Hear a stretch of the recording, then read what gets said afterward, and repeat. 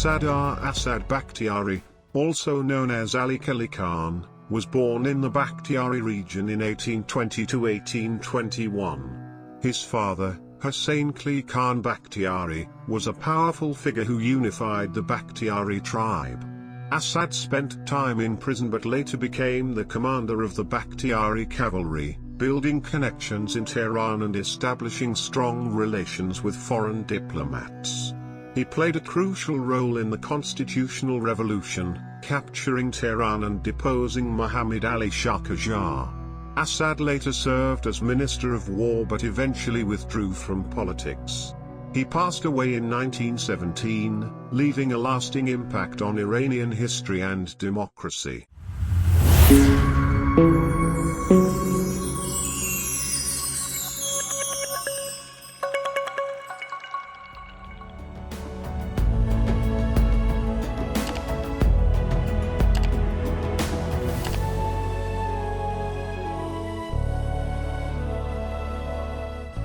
With the emergence of Muhammad Ali Shah Qajar, many of the achievements of the Constitutional Revolution were undone, and an era of despotism began. During this period, an individual from the Bakhtiari region, along with his followers, moved towards the capital and put an end to Muhammad Ali Shah's despotic rule by capturing Tehran. This individual was Commander Asad, also known as Ali Qali Khan. He was born in the Bakhtiari warm climate region in the year 1820-1821. His father, Hussein Qali Khan Bakhtiari, was a powerful and influential figure in the Ilkhan of Ilkhani Bakhtiari region. He held the position of head of the Bakhtiari tribe and commanded a considerable number of cavalry and riflemen under his banner. Hussein Qali Khan managed to establish unity and friendship among the various Bakhtiari tribes during his lifetime. This accomplishment restored power to the Bakhtiari tribe and created a unique cohesion among them. Moreover, they were able to control other rebellious regions and create a secure zone. He also participated in a series of cross-border conflicts and secured positions that caught the attention of Nasser-ed-Din Shah Qajar. Nasser-ed-Din Shah personally granted Hussein Qali Khan the title of Ilkhani Bakhtiari. He held this position for 30 years, during which his power continued to grow stronger and stronger. Commander Asad spent his childhood in the Bakhtiari region, where he received basic education. He also learned to read and write, along with acquiring knowledge of foreign languages such as Arabic and English. Commander Asad had a strong interest in calligraphy, which he also learned in the Bakhtiari region. In the year 1876, he got married, and 3 years later, his first child was born, named Jafar Qali Khan, later known as Sadr Bahadur. Jafar Qali Khan actively participated in the capture of Tehran. The name Jafar Qali Khan was chosen by his grandfather, Hussein Qali Khan Bakhtiari.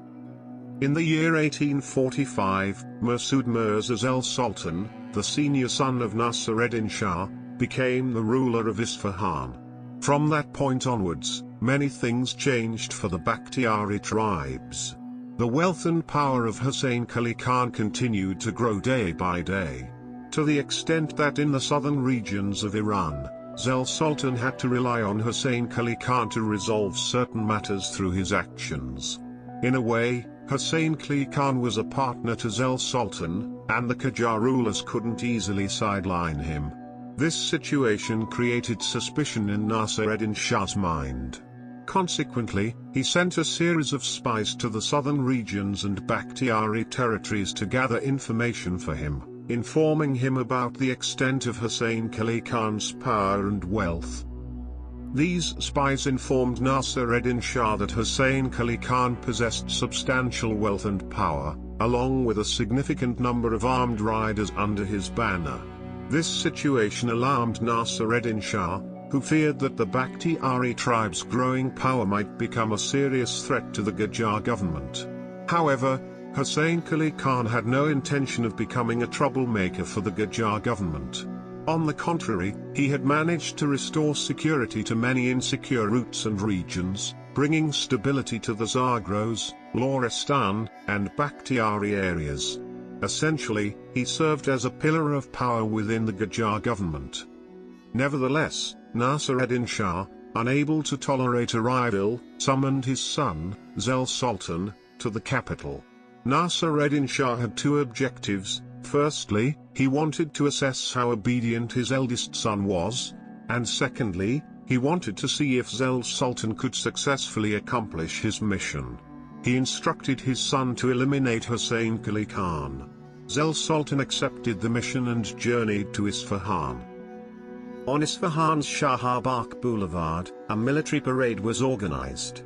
Zell Sultan invited Hussein Qali Khan, along with his two sons, Asad and Esfandiar, to witness the parade. Following the parade, the guests were hosted, and in the coffee of Hussein Qali Khan, they poisoned his coffee.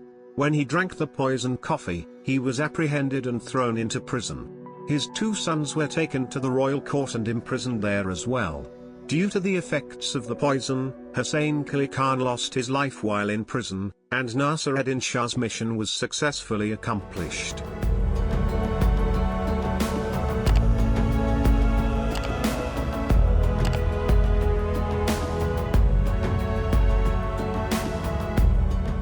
Sadr Asad Bakhtiari spent a full year in Zell Sultan's prison, and during this time, his family remained in complete seclusion.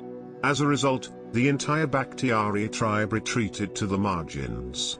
However, this situation did not last long, and when Mirza Ali Asghar Atabak came to power, the circumstances changed again for the Bakhtiari tribe and Sadr Asad's family.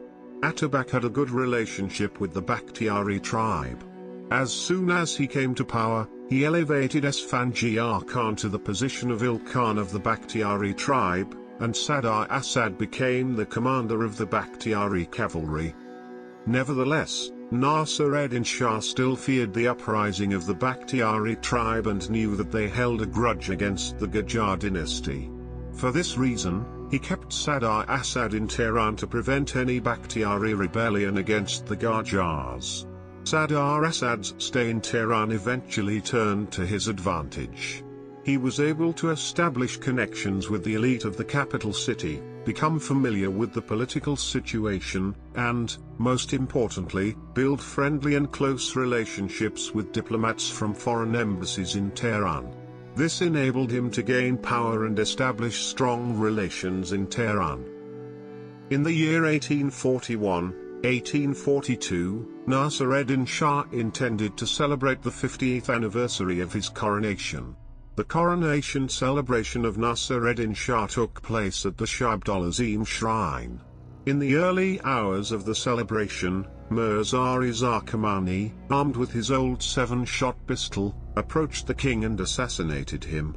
Following the assassination of the king during the ceremony commemorating the 50th anniversary of his coronation, his son, Mozaffar-ed-Din Shah, came to power.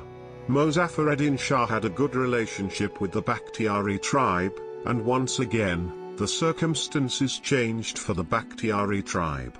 During Mozaffar-ed-Din Shah's reign, Samsum al-Sultan, who was the older brother of Sadr Asad, became the Khan of the Bakhtiari tribe. Sadr Asad also achieved the rank of Lieutenant General, Zartip, and was awarded an annual payment of 1,275 tamans, approximately 2 cents. The Bakhtiari tribe regained its cohesion and power, and their circumstances changed once again. Some time later, Sadr Asad left Iran and embarked on foreign travels. He spent some time in Egypt, then in India, and also went on a pilgrimage to Arabia for a while. Eventually, he settled in Europe, where he visited some of the most important European cities of that time. During his years of residence in Europe, the first sparks of revolutionary ideas began to form in his mind. In the year 1864-1865, he returned to Iran and settled in Tehran. In 1865-1866, his older brother, Esfandiar Khan, passed away. Due to this event, Sadr Asad left Tehran and returned to the Bakhtiari region. However, his presence in the Bakhtiari region was quite different this time. The situation among the Bakhtiari tribes was far from ideal. Most of the tribes and families had entered into conflicts and divisions, leading to an atmosphere of unrest and insecurity. Sadr Asad managed to maintain peace and friendship among these tribes, following his father's approach, who had brought cohesion to the Bakhtiari clans. He also suppressed several uprisings. Because of this, Ain al-Dawla appointed Sadr Asad as the security commander of Lorestan. Later on, the National Consultative Assembly was established, and everything was moving forward peacefully. Sadr Asad decided to leave Tehran to seek medical treatment for his eyes and travel to Europe again. During his time in Europe, while attending to his medical needs, he dedicated his efforts to reading foreign books and even engaged in translating some of these works from English and French into Persian. However, this period of tranquility was short-lived. News arrived from Iran that upon the orders of Muhammad Ali Shah, the Vladimir Ilyahov attacked the parliament and arrested a number of constitutionalists, some of whom were executed. Considering his deep-seated resentment toward the Qajar government, Sadr Asad couldn't remain indifferent to these events. He secretly traveled to London and met with diplomats who had previously been in Iran. He sought to reduce Western support for the Qajar government and conveyed his intention to initiate a rebellion. Unfortunately, his efforts didn't yield the desired results, which was quite natural. Many foreign governments prioritized their own interests over the aspirations of the Iranian people. They were more concerned about safeguarding their interests than responding to the desires of the Iranian populace.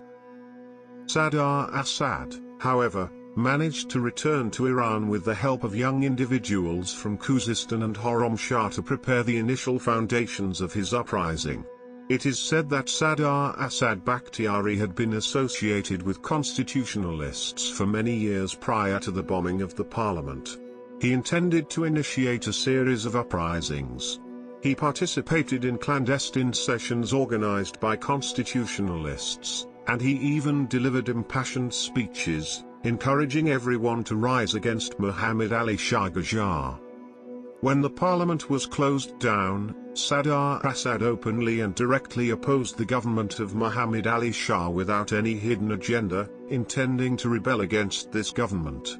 Malik Zadeh writes about those days, Iranians residing in Europe encouraged Sadr Asad to come to Iran and revolt against Muhammad Ali Shah.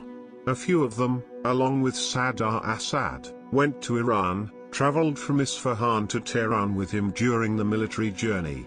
Hidayat, the royal informant, also writes, "Sometimes I visit his house, and often individuals gather around his table." This indicates that Sadr Asad Bakhtiari, even during his time in Europe, sought to overthrow the Qajar government of Muhammad Ali Shah and revive the constitutional movement. Personally, I asked Sadr Asad to return to Iran and take charge of leading the uprising.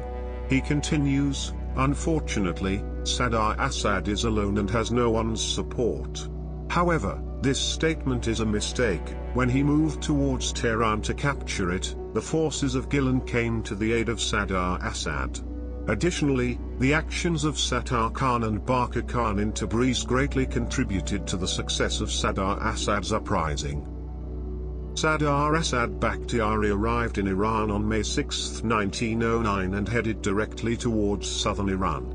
In his initial move, he signed oaths of allegiance with the leaders of the Arab and Kashkai tribes. This was a very strategic move, as it led to the support of the tribes in southern Iran rallying behind Sadr Asad, strengthening the powerful alliance formed among the southern tribes and doubling the strength of the uprising. The only prominent figure who was in complete opposition to the constitutional movement and collaborated with the government was Karim Khan Bahadur, a significant and influential local leader. Eventually, he too was sidelined by a plan. However, more importantly, there was Amir Mofakham Bakhtiari, a figure who was both the Bakhtiari leader himself and commanded the Bakhtiari forces. He was also an ally of Muhammad Ali Shah Qajar. Furthermore, the king had tasked him with suppressing the constitutional forces. This situation had caused discomfort for Sadr Asad Bakhtiari. Gradually, other cities also joined the constitutional movement, and the number of constitutionalists increased more and more. The uprising began from Isfahan and the Bakhtiari regions. Merchants, farmers, and landowners in Isfahan were dissatisfied with the existing conditions. Muhammad Ali Shah Qajar had placed Isfahan in the worst possible situation. For this reason, protests had started in Isfahan. In order to suppress these protests, the king brought the governor of Azerbaijan, a very autocratic and dictatorial individual, to Isfahan and made him the ruler of the city. However, this situation did not improve the conditions in Isfahan. On the other hand, in the southern regions of Isfahan and in the Zagros areas, the Bakhtiari tribes were present. During the reign of Mozaffar-ed-Din Shah, the conditions for the Bakhtiari tribes were favorable, and they had managed to regain their power and wealth. However, with the rise of Muhammad Ali Shah, everything had changed once again, and he was at odds with the Bakhtiari tribes as well. He had dismissed Samsam al-Sultan from his position as the Ilkhan of the Bakhtiari tribal leadership and attempted to marginalize the Bakhtiari tribes once more. This led the Bakhtiari forces to join the forces in Isfahan to fight against the government of Muhammad Ali Shah Qajar. Gilan was also one of the significant regions in the constitutional movement. The Gilan province enjoyed good economic prosperity, and its population at that time reached around 300,000 people. However, this economic prosperity was mostly in the hands of foreign traders, and the commercial ships that traveled through the Caspian Sea facilitated trade with other regions. This had diminished the number of wealthy individuals in Gilan, resulting in a severe wealth imbalance. A feudal system had taken shape, and most of the people of Gilan lived in poverty. The feudal lords under the Qajar regime were at the peak of their wealth and were exploiting these unemployed individuals. These circumstances led to intensified protests in Gilan as well. When the situation escalated in Gilan, Muhammad Ali Shah Qajar dispatched military forces to suppress the protesters in the region. This resulted in a conflict between the forces in Gilan, which included ordinary Gilaki people, and the military forces. The outcome of this conflict was the defeat of Muhammad Ali Shah Qajar's forces. Consequently, the government forces withdrew and retreated from the area, which was considered a major victory for the forces in Gilan. During this time, the Rasht Provincial Association was established in Gilan. Its goal was to challenge the government and encourage constitutionalism. In this way, Gilan quickly became another significant hub of the constitutionalist movement in Iran. Another crucial point in this constitutional movement was the city of Tabriz. The article Sattar Khan provides a comprehensive account of the conditions in Tabriz during that time. However, the most important and highly charged point was the capital, Tehran. This was where Russian Cossack Brigade had surrounded the parliament with artillery, arrested the advocates of freedom, and executed a number of them. All of these events led most cities in Iran to rise against Muhammad Ali Shah Qajar and demand a constitutional government. The uprising escalated to a more serious phase on December 28, 1908, when the people of Isfahan gathered in Shah Mosque. Merchants, shopkeepers, and various segments of society had joined together. Samsam al-Sultan had even encouraged the people of Isfahan to take up arms and engage in an armed uprising against the forces of Muhammad Ali Shah, sparking clashes. The government forces armed themselves and moved toward the people. The confrontation intensified, resulting in gunfire exchanges between the government forces and the people. These clashes lasted for several days and resulted in casualties on both sides.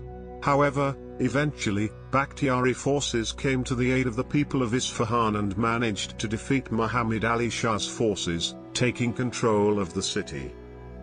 During this period, Sadr Asad Bakhtiari, with 700 armed Bakhtiari cavalry, prepared to move towards the capital to take control of it and overthrow Muhammad Ali Shah's government. However, a significant obstacle still lay in their path: Amir Muhammad Bakhtiari, who was considered an ally of Muhammad Ali Shah. Sadr Asad was not inclined to engage with the Bakhtiari forces in capturing Tehran, as all parties were supposed to unite to overthrow the government. To avoid armed conflict, he sent a letter to Amir Muhammad, stating that if he wished to remain loyal to the Shah, he could engage with other forces, as clashing with the Bakhtiari forces would result in bloodshed. When Muhammad Ali Shah Qajar saw that his position was becoming constrained, he decided to reopen the parliament and made this promise to the fighting forces. However, it was too late.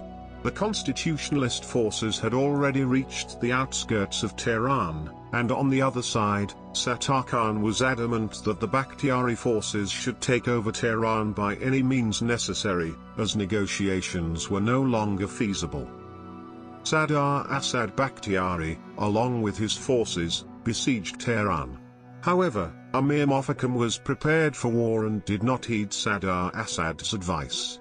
Eventually, when Sadr Asad Bakhtiari became disappointed with this situation, he bypassed the government forces and moved towards Robar Karim.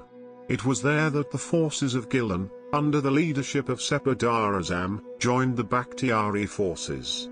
Sadr Azam had achieved significant accomplishments. Not only did he liberate Gilan from the control of government forces, but he also managed to free Ghazvin from their authority. The forces of Bakhtiari and Gilan moved towards Tehran to eliminate any obstacles and capture the city, ultimately ending the rule of Muhammad Ali Shah Qajar. To prevent the constitutionalist forces from entering the city, Muhammad Ali Shah Qajar equipped the city gates with artillery and instructed his armed forces to open fire on the constitutionalists.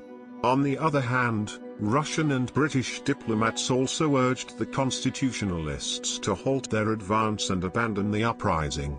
The Russian armed forces threatened to engage in battles with the constitutionalists.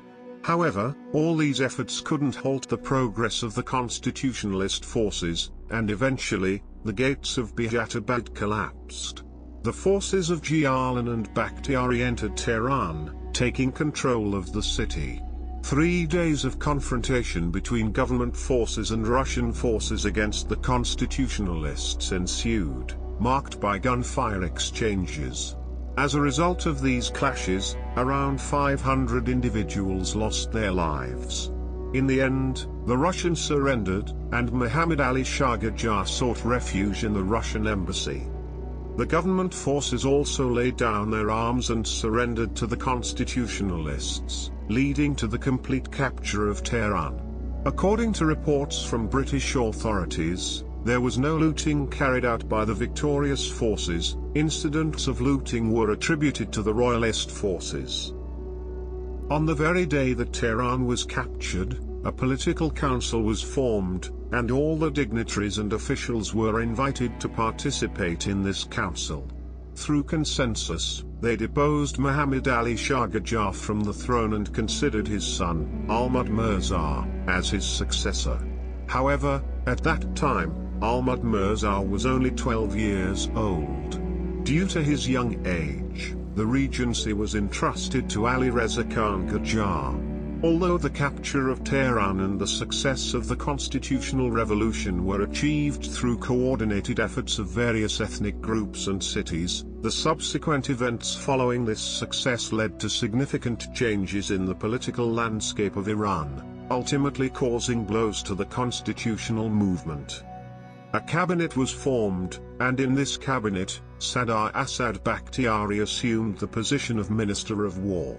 Over time, problems among the leaders of the movement grew, resulting in frequent cabinet changes. Eventually, Sadr Azam resigned from his cabinet and refrained from direct involvement in political affairs. Sadr Asad also stepped down from his position as Minister of War and withdrew from politics.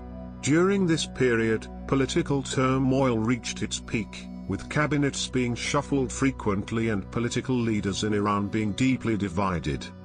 It was during this period that Ali Reza Khan Qajar also passed away due to his old age, leaving the regency position vacant.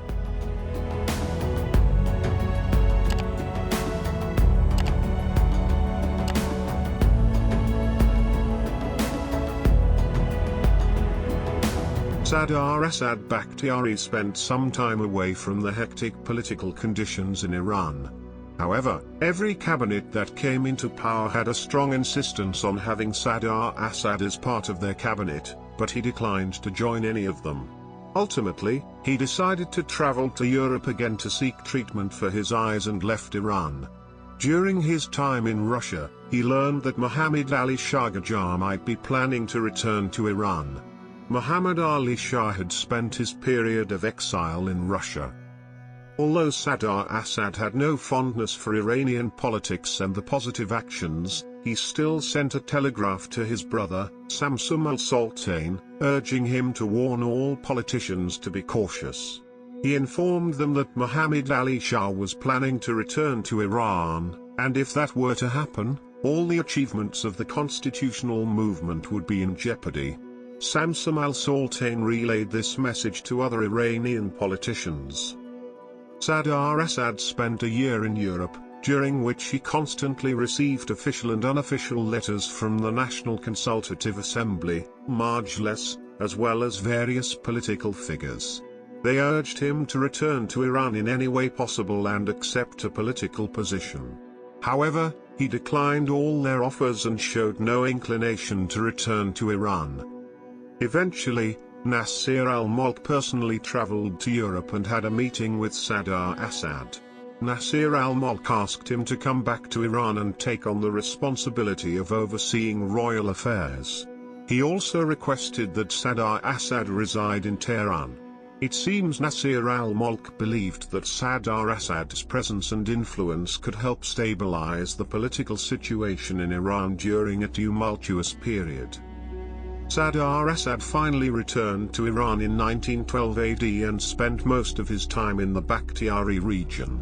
He was occasionally in the capital and often provided political advice to his brother Samsum al-Sultan without directly involving himself in political matters.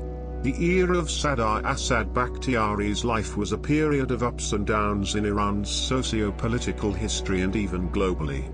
From the mid-reign of Nasser-ed-Din Shah, he stepped into the realm of politics. During the era of Mozaffar-ed-Din Shah, he elevated his political actions to their peak.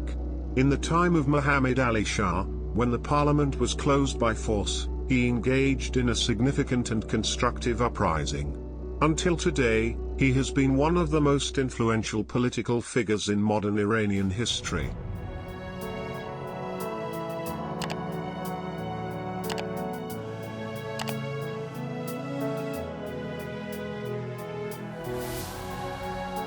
Ali Quli Khan finally passed away in Tehran on Tuesday, October 23, 1917. His body was transferred to Isfahan and laid to rest in the family mausoleum in Takhti Fulat, leaning against the tomb of Mir Fenderizki. Many of Iran's political figures who were familiar with Sadr Asad at that time remembered him on good terms. Sadr Zafar writes, Haj Ali Quli Khan was never inclined towards war, especially not between Muslims and his own brothers. R.F. Ghazvini also speaks of him, saying, I knew that late individual well. During his entire stay in Paris, I would meet him 2 or 3 times a week, and our conversations were mostly about history because he had a great interest in it. Some experts believe that Sadr Asad Bakhtiari's revolutionary movement in the capture of Tehran had the greatest impact on ending the era of despotism, and some even consider him the father of modern democracy in Iran.